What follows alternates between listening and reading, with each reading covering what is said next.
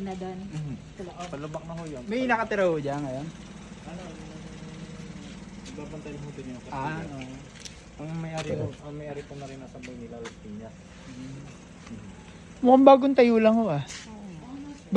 Bagong bili lang ho ditong lote. Ano to, no, tinayo ko, 1 year na. 1 year ago lang. Yung lote, kailan ho nila nabili?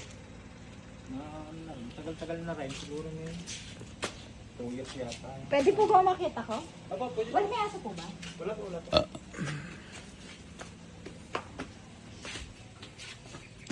Gano'n kalaki po itong bahay?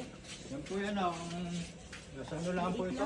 Ano lang talaga siya, parang, ano lang. Wala sa kwarto. Oo. Edi, ano po, studio. Yung balak na lang po niya, kung sino na lang po makakabili, di sila lang po magpatuloy. Bakit ayaw na ho ituloy? Ano po, yung may-ari po na rin, pinapauwi na po ng kanyang anak sa Amerika. Pinapabalik na. Pinapabalik na po doon, hindi na po maninirahan na. Kaya tapos naka-separate yung kusina.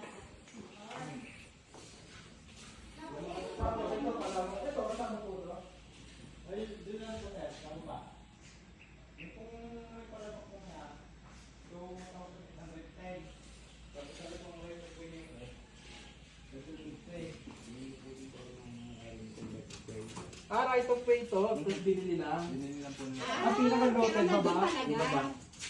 Kaya pong kabuuan na suwat po na rin 3,060. Yung 250 square meter po ng right of way nito, pinaprocess na po ang title. Ibig mo sabihin tong tayo ng bahay na to, right of way lang to? Right of way po. Binili po nila to. Pinaprocess na po ang title nito. Kanino lote ho yung kabila? Iba na po kasi mayari, hindi ko lang po kailangan po kung lang. Parang di na magagamit rin itong babae. Iba po kasi mayari niya. Ano na eh? Bangin na, no? Bangin na talaga ito. Saan po doon yung pinakalote sa baba? Puntahan po natin. Doon po tayo. Para makita.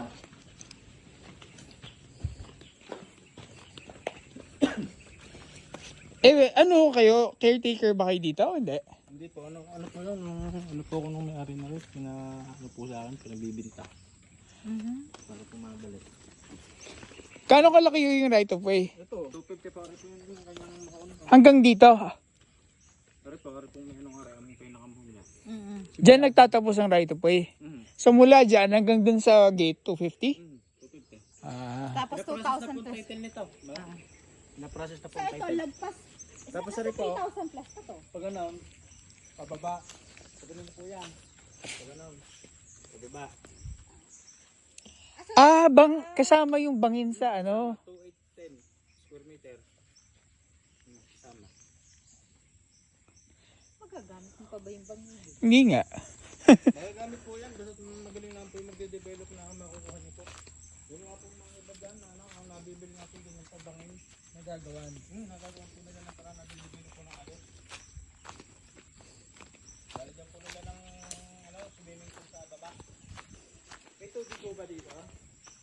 Hindi, ang tubig po rito, apply po sa lipa. Pero Ngayon may po, linya po. wala pa po.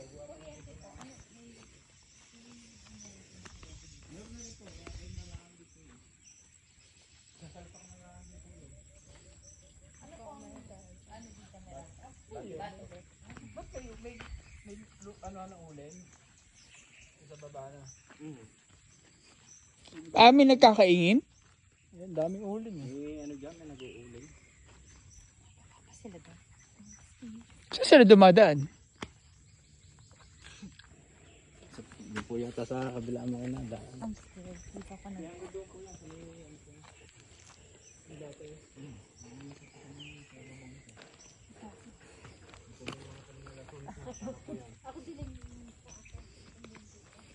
Sama ko yung mga tanim na lansones na yan.